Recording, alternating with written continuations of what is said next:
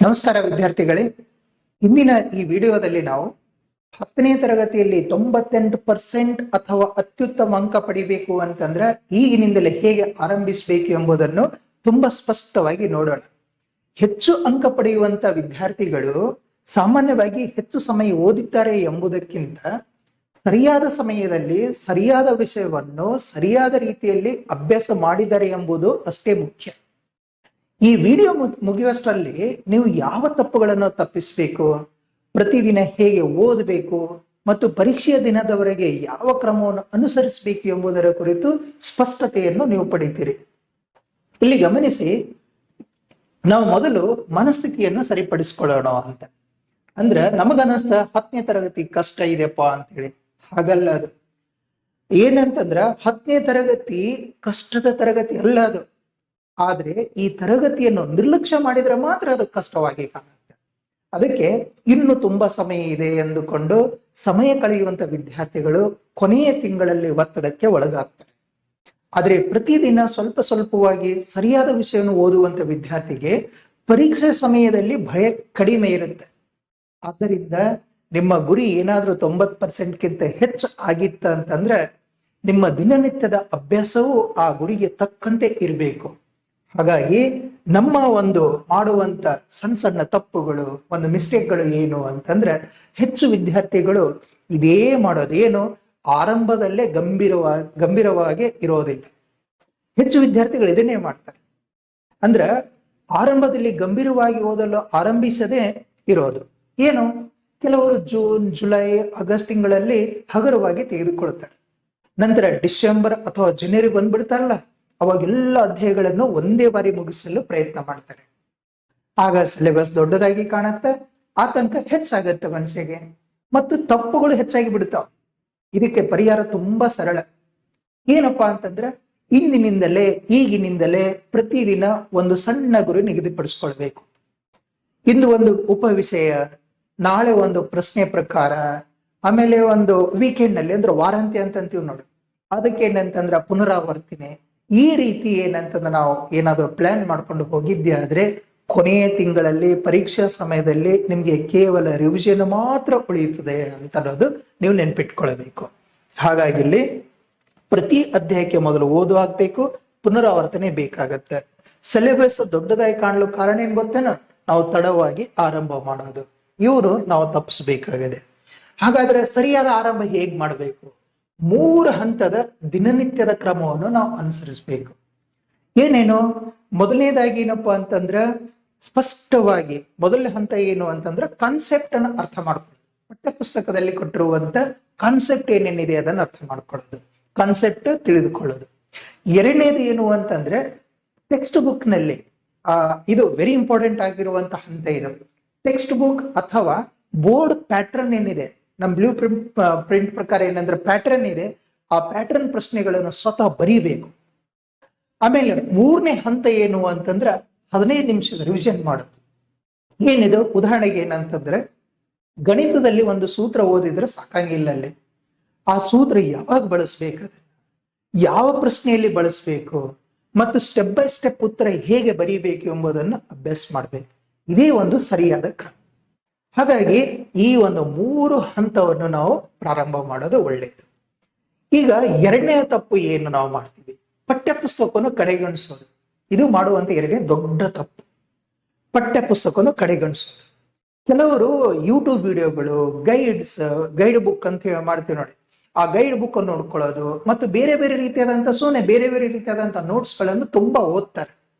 ಆದ್ರೆ ಪಠ್ಯ ಪುಸ್ತಕವನ್ನು ಮಾತ್ರ ನಿರ್ಲಕ್ಷ್ಯ ಮಾಡಿಬಿಡ್ತಾರೆ. ವಿದ್ಯಾರ್ಥಿಗಳಿಗೆ ಗಮನಿಸಿ, ಇಲ್ಲಿ ತಮ್ಮ ಅಭ್ಯಾಸ ತಮ್ಮ ಟೆಕ್ಸ್ಟ್ ಬುಕ್ ಏನಿದೆ, ಪಠ್ಯ ಪುಸ್ತಕ ಏನಿದೆ, ಅದನ್ನೇನಂತ ನೀವು ಸರಿಯಾದ ರೀತಿಯಲ್ಲಿ ಓದಿದ್ರೆ ಬೋರ್ಡ್ ಪರೀಕ್ಷೆಯಲ್ಲಿ ಅಂಕಗಳನ್ನು ತರುವಂತ ಮುಖ್ಯ ಆಧಾರ ಯಾವುದು ಗೊತ್ತೇನೋ?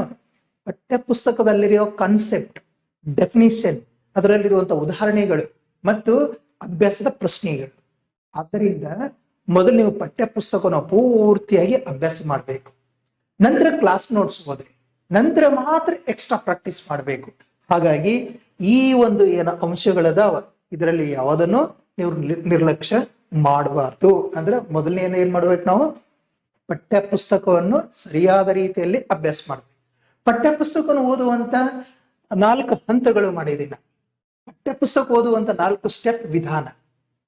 ಫಸ್ಟ್ ಹೆಡ್ಡಿಂಗ್ ಓದಿ ವಿಷಯ ಏನಂತ ತಿಳಿದುಕೊಳ್ಳಬೇಕು. ಆಮೇಲೆ ಡೆಫಿನಿಷನ್ ಅಥವಾ ಫಾರ್ಮುಲಾ ತಗೊಂಡು ಅದನ್ನು ಅಂಡರ್ಲೈನ್ ಮಾಡ್ಕೊಳ್ಬೇಕು. ನಂತರ ಎಕ್ಸಾಂಪಲ್ ನೋಡಿ ಅದನ್ನು ಮುಚ್ಚಿ ಏನಂತಂದ್ರೆ ಸ್ವತಃ ಸಾಲ್ವ್ ಮಾಡಬೇಕು. ಎಕ್ಸರ್ಸೈಸ್ ಕ್ವಶನ್ ಅನ್ನು ಬರವಣಿಗೆಯಲ್ಲಿ ಅಭ್ಯಾಸ ಮಾಡ್ಬೇಕು. ಗೊತ್ತಾಗ್ತಾ ಇದೆಯಲ್ಲ?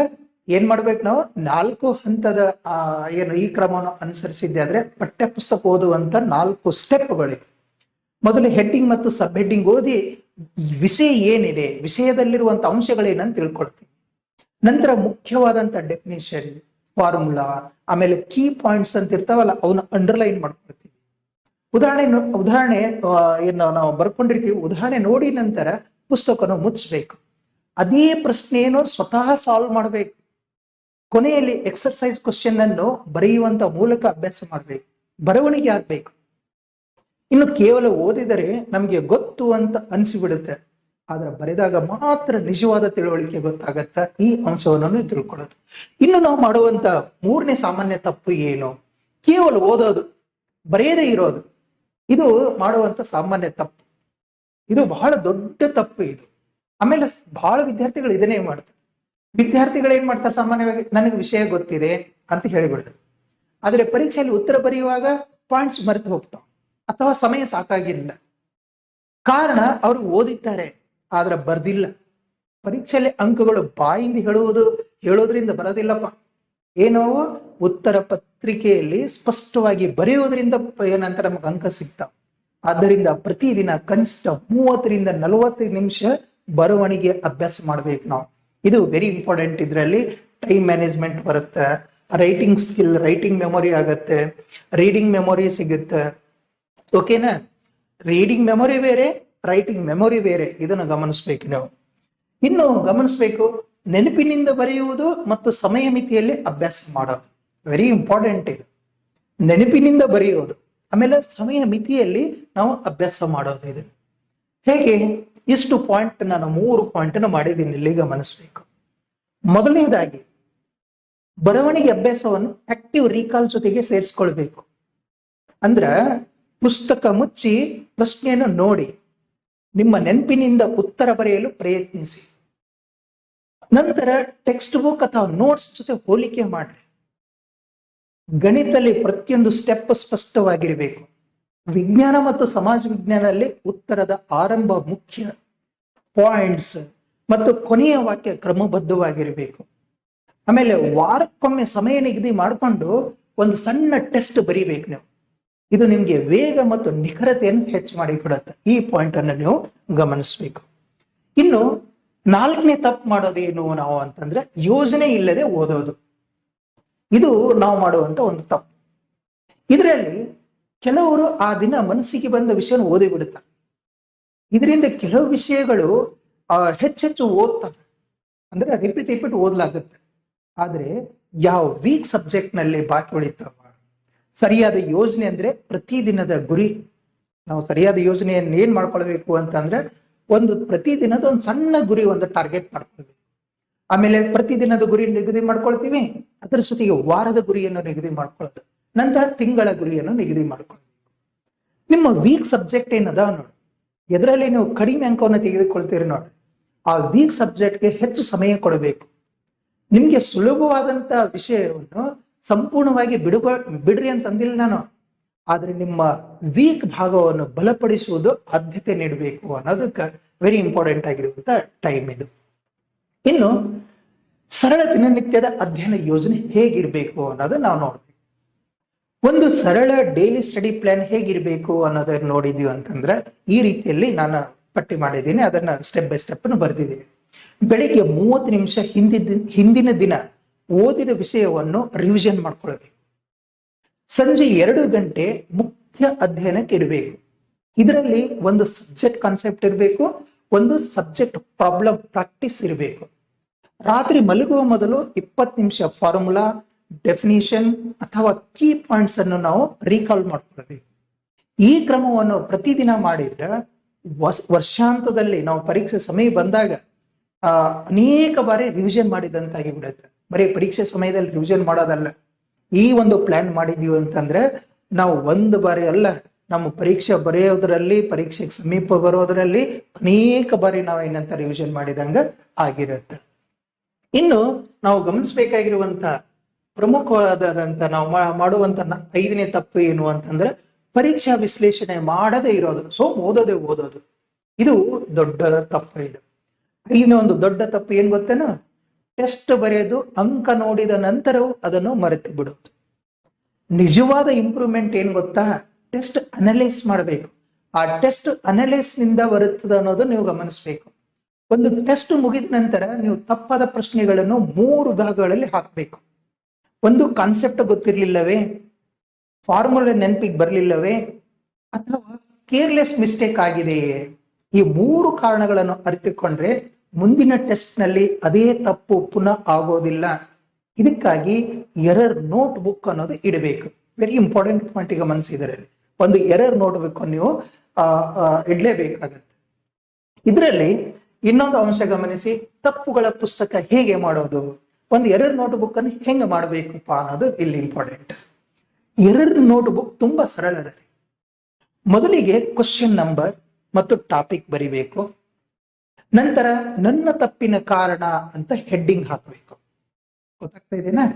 ಆಮೇಲೆ ಕಾನ್ಸೆಪ್ಟ್ ಮಿಸ್ಟೇಕ್, ಕ್ಯಾಲ್ಕುಲೇಷನ್ ಮಿಸ್ಟೇಕ್, ಆಮೇಲೆ ಸ್ಪೆಲ್ಲಿಂಗ್ ಮಿಸ್ಟೇಕ್, ಆಮೇಲೆ ಡೈಗ್ರಾಮ್ ಮಿಸ್ಟೇಕ್ ಅಥವಾ ಟೈಮ್ ಮ್ಯಾನೇಜ್ ಮಿಸ್ಟೇಕ್ ಅಂತ ಹೇಳಿ ಸ್ಪಷ್ಟವಾಗಿ ಬರಿಬೇಕು. ವೆರಿ ಇಂಪಾರ್ಟೆಂಟ್ ಈ ನೋಟ್ಬುಕ್ ನೀವು ರೆಡಿ ಮಾಡ್ಕೊಳ್ರಿ.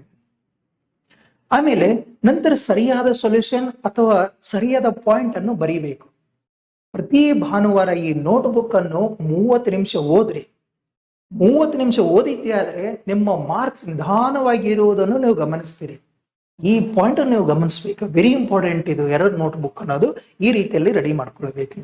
ಓಕೆ, ನಂತರ ಬರುತ್ತೆ 90 ದಿನಗಳ ಕಾರ್ಯಯೋಜನೆ ಹೇಗೆ ಮಾಡಬೇಕು. 90 ದಿನಗಳ ಕಾರ್ಯಯೋಜನೆಯಲ್ಲಿ ನಾನು 3 ಪಾಯಿಂಟ್ ಅನ್ನು ಮಾಡಿದ್ದೀನಿ.